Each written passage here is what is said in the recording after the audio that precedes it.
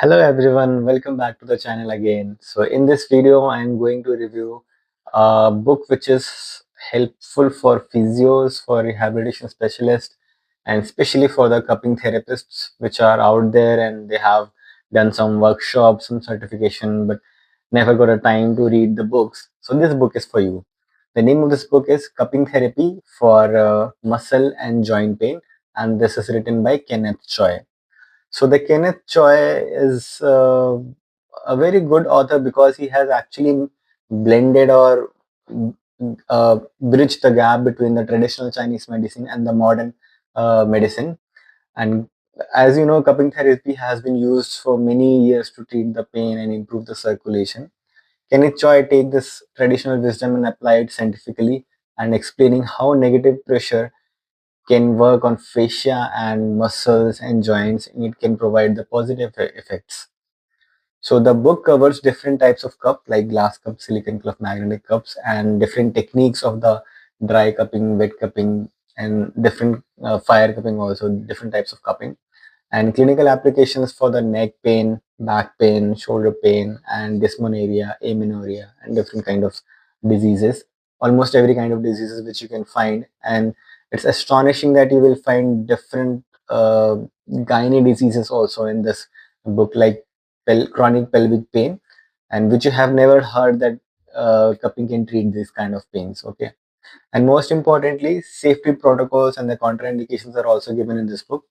Many people think that many physios also who practice cupping therapy, they thought that it's a very safe technique, cupping therapy, and you can practice on anyone, but it's not like this.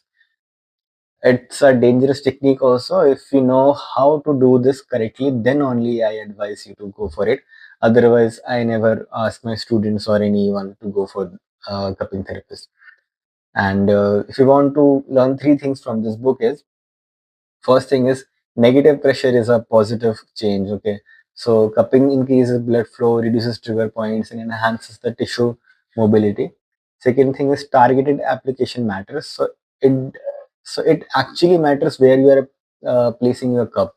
I have seen physios who has for back pain, mostly back for back pain, they cover all the backs.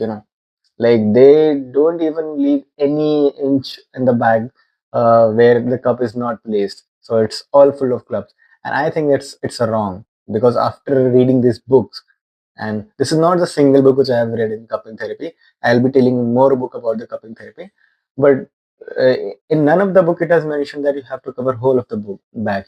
And I don't know why people are doing this. Maybe this seems cool to them, but it's not actually cool. You are making fool of the patient.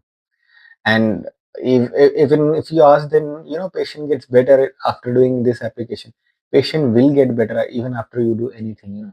But you just have to do it correctly, because there is repercussions also if you do it wrongly. And if your patient complains about it, you must be saying, oh, this thing happens, this thing will happen to you, but it will go on, because you don't know what is the mechanism behind this. You just know this is a negative pressure, you have to create the pressure and you have to cover the back.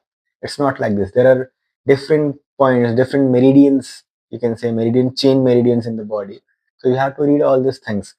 And even if you don't want to read the meridian lines, you just have to know what are the points where you have to put, where do you don't have to put, and what cup to use, which cup to use.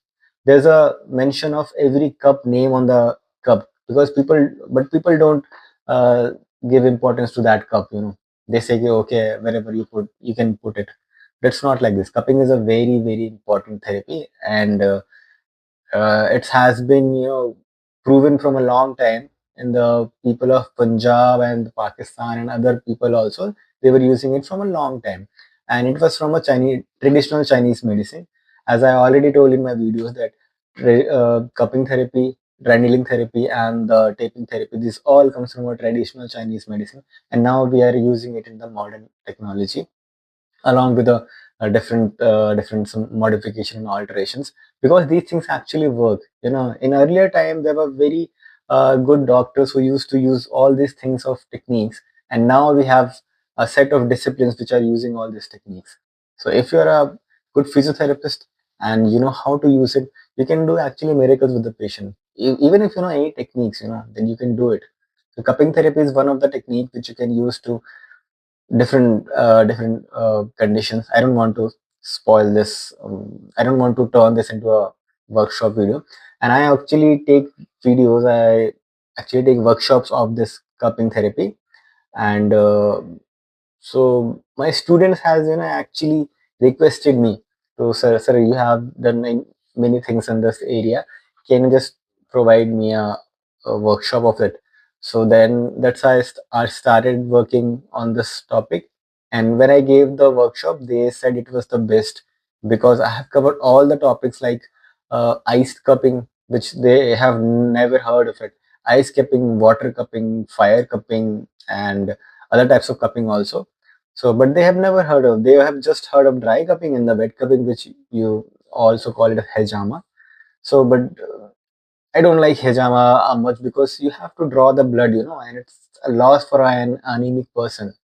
And there are many contraindications also which people don't know.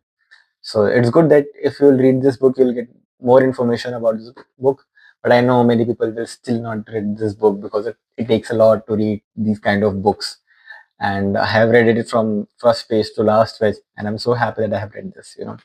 And if you want for more information, you can comment about this book, or and yes, I cannot send you PDF. Many students are asking me about the PDFs of the book because I'm right now in a country where I cannot download books directly because it's a copyright claim. So if I'll directly download, first I won't be able to do it. Secondly, if I'll do it, it will be a copyright claim, and I might land into the jail.